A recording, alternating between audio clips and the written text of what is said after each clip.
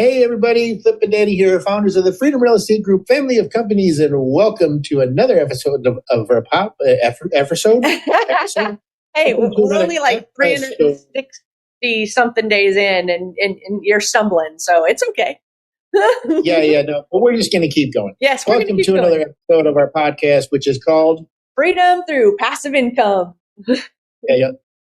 Freedom through passive income. Welcome to another episode, and it's funny, fitting enough, this one's called 2022, The Tough Times. So fumbled our way through the opening even. That's funny. I love how we're always keeping it real though, right? That's right. We got to just keep our trend for this 365 days to continue keeping it real. No editing. So because we did yesterday the good times, I figured it was equally important to talk about the tough times, because certainly we're not trying to show a highlight reel that everything's perfect all the time and that, hoorah, we don't go through tough times, because we certainly do. And we go through a lot of tough times that are very much behind the scenes many times. And sometimes I do share them via the podcast or on Facebook. But this episode, we kind of wrote down all of the quick ones that we could think of off the top of our head, and we may share some that come to us while we're talking through them. So the very first one that I wrote down was bootstrapping FCI, the sixth company, and then losing my executive assistant at the end of 2021. So the very beginning of 2022, like literally everything that I do when I'm planning, I know what I'm capable of, and I push myself, right? And so I had trained my executive assistant it was longer than 6 months. I can't even remember how long he had been with us. Closer to a year. Yeah, he had taken over a lot of things for me that I did not have to deal with anymore. And when we lost him at the end of 2021, going into 2022, I was like, oh, crap.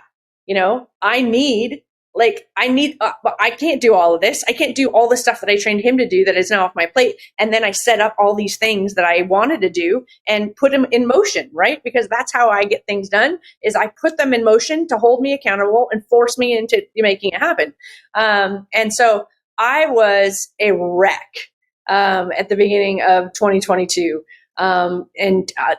Transparently just saying, I am drowning. I just could not do it all. But the other part of this tough time is we had hired a CEO, and the CEO was focusing very much on our budget. And when we lost people, he was trying to find ways not to have to replace them so that we could conserve our budget. And so it was the same thing. He was just like, let's just see if we can do it without him. And I was like, okay, this is going to suck. Like, you don't know me. You do not know how hard I push to get where I want to go with the capacity I have. And so I was pushing me already, and now I have to take all the responsibilities back of this, this guy. I was just like, it's not going to work, but I am going to respect him enough to try. And so I tried, and I was drowning. And finally I was like, I have to. And we were in a meeting, and he literally said, look, Danny, I'm not going to veto this. That's, not the type of CEO. You guys are the owners, you're the founders. So I'm not going to veto this, but, we're trying to, keep our budget down. And I just thought, out of respect for him in this role, I was like, I can't go against him. I can't just go I don't want him to think that the founders are just going to do whatever they want to do. Even though they hired me as a CEO and they're supposed to be trusting me with my decisions, I thought I just have to abide by his decision. I have to, out of respect we did put him in charge for a reason. We trust him for a reason. He don't know me. He does not know how this is killing me. But it was just buck up and move on, Danny. And keep swimming. Yeah. So that's what I did. And it sucked. 2022 for me sucked because of that one thing. Like I was drowning literally, and I was not able to keep my eyes on the other 5 companies as much as I wanted to, because I was now handling, what I wanted to accomplish, and then taking everything back that the executive assistant had been doing. Fortunately, we have Jody, and Jody also took on some of the workload of that. So there was a little bit of balance there, but that was the first thing I put on this list of tough times for 2022. That was first on my list. Flip, I'll let you share something that's what you feel like was a 2022 tough time. Well, so let's just pile on, because that's what happens in tough times, and to prove the fact, the good times make the tough times tough, and the tough times make the good times good, right? Yeah. So we were just now going from 2021 into 2022, and then you just lost your assistant, but we're going into 2022 with a smile on our face because somebody decided that because there's a CEO running the company or companies, we've got all the time in the world now to do a podcast every day, and I always say that from the beginning, I've been, oh man, at first I was like, yeah, this sounds awesome. I won't admit that to anyone, so we can delete this tape as soon as we're done with it. I was all for it, and we were actually in Vegas at a mastermind at the beginning of December of 2021, and we were recording episodes. I'm like, this is exciting. We didn't use one of those episodes either. We redid it. Started all over.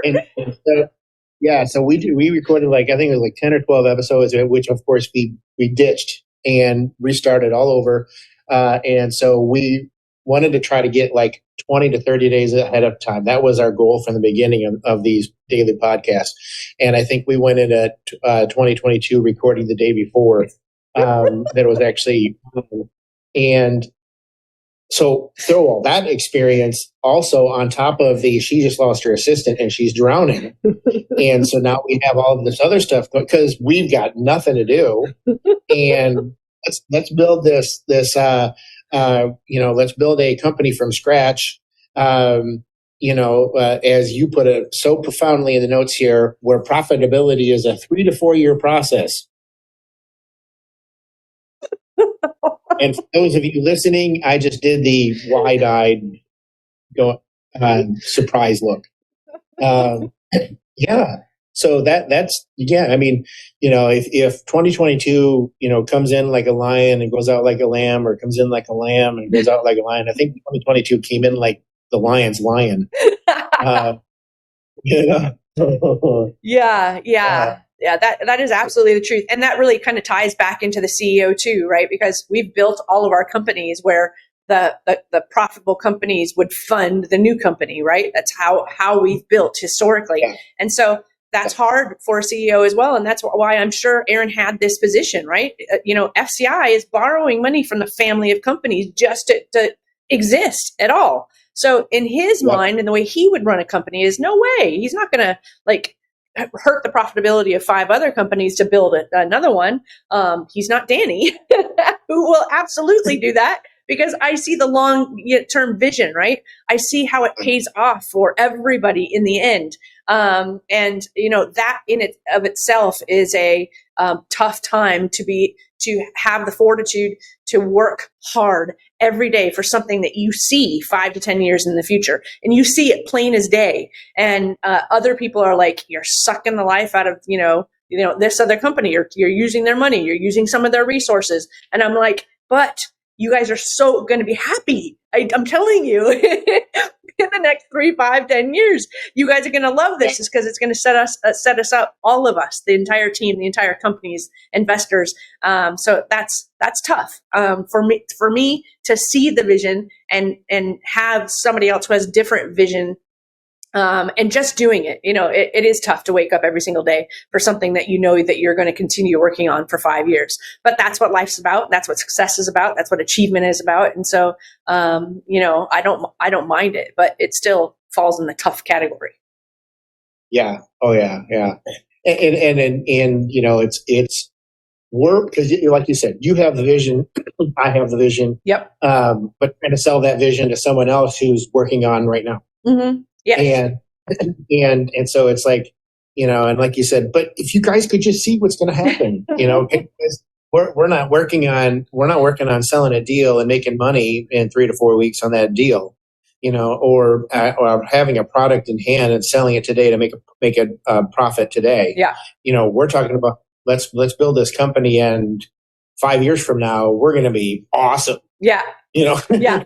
So it's not working on instant gratification. It's working on the future. Yes. And so, which that made it tough. Yes. Yeah, very tough. And then the other couple things, I know we're running out of time, but I think this is a really good and powerful episode.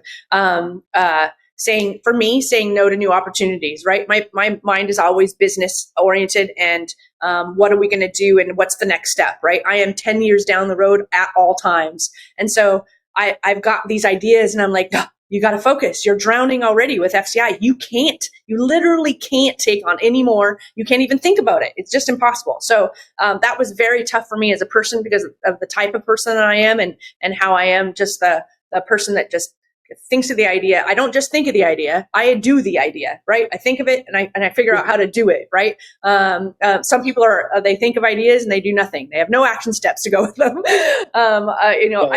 I do both. So that was tough because I really, the vertical integration of our companies has made us so powerful in what we can do. And that continued growth, I know, is just going to, help us, just grow more and more. And so that was also part of the CEO clash. As much as I love Aaron, I never say a bad thing about Aaron because he's just so freaking awesome. And he taught us so very much. It was still tough to work with somebody who's now we let go of the wheel, right? Somebody else was in charge, and we had to respect the trust that we put in that person, and to not be able to do whatever I wanted, and to go, hey, I'm hiring this assistant because I know me and I need this assistant or I'm going to die. But just that in general, and the way he looks at business and the way he runs things is different from us, and that always in relationships is so powerful, right? Because if we hired somebody just like us, well, then not much is going to change. You have to hire somebody that's different, that brings different skills and mindsets and thinking and everything. So that was still tough. Like I will say one of the toughest things about hiring a CEO is, letting go of the reins and not being in control, and letting a different type of brain take over and do their thing. And I'm so grateful that we did, because look at where the company is now in terms of his leadership and what he brought to the table. Even though this is going to be the first time that we announce it, but he is actually going back to his tech business, because when we hired Aaron, it was for a temporary time. And it was to bring in, somebody that would lead the company, take it to a new level. And he let us know, hey, this is probably not a forever thing for me. I love tech. But I love you guys. I love this team. I would love to help and be and make my mark on this company as you continue to grow. So we're taking back over here in 2023, which is very, very exciting. But it's all circling around, the tough times of learning all of that through 2022 and letting somebody else be in charge and being so grateful for the changes. It's just been a crazy ride, Flip. Yeah, I envisioned it as, we were driving the car, and all of a sudden we decided that we didn't want to drive the car anymore. And so we brought Aaron in. Aaron got behind the wheel. We sat in the back seat, and Aaron started driving. And we're like, hey, we don't go this way. Why is he driving? Why is he driving this? Oh, I would have never gone this way. And he's up there driving going, just trust me, guys. Just trust me. And now it's to the point where he's like, all right, I'm done driving. Your turn now. And now we're back in the driver's seat going, I really didn't mind where he went. Yeah, exactly right. Yeah, I love that. I like where he took us. Yeah, absolutely. And I know we're like at 13 minutes, but the last thing that I put on here is, how your strengths are also your weaknesses. I feel like sometimes the good things are also what contributes to tough times. And we talked about the move being, a really great thing. We've always wanted to move to Florida. We finally got to do it. So that was on yesterday's episode. We talked about how grateful that we are that I've been able to come to Arizona for a month to take care of my mom. If we weren't in the position that we are in, and if we hadn't achieved so much in life, I couldn't have done this, right? So those are all good things. It also attributes to tough times because for people like us who are overachievers, like when we do something, we go after it, right? Big time. When we do big things like that, it slows us down, and it can be disappointing. And like, sometimes you're just like, and, man, I thought it would be farther, but, these good things in life, happen, and that is life. Right. And so, it's a growing experience for me to know and understand and be grateful for putting it on the good list, even though it feels tough when you have to slow down because of those good things. So that was the last thing that I put on the tough, list for me. Yeah, no, I'm with you. That was tough. But so grateful. Yes. Well, we hope you enjoyed this episode. Make sure you're heading on over to our website, freedomcapitalinvestments.com, to join the Investor Club. Make sure you're checking us out on all the social medias, and we only got a couple more days of the podcast. But we like to end each and every episode with invest smart. Live happy. Bye everybody.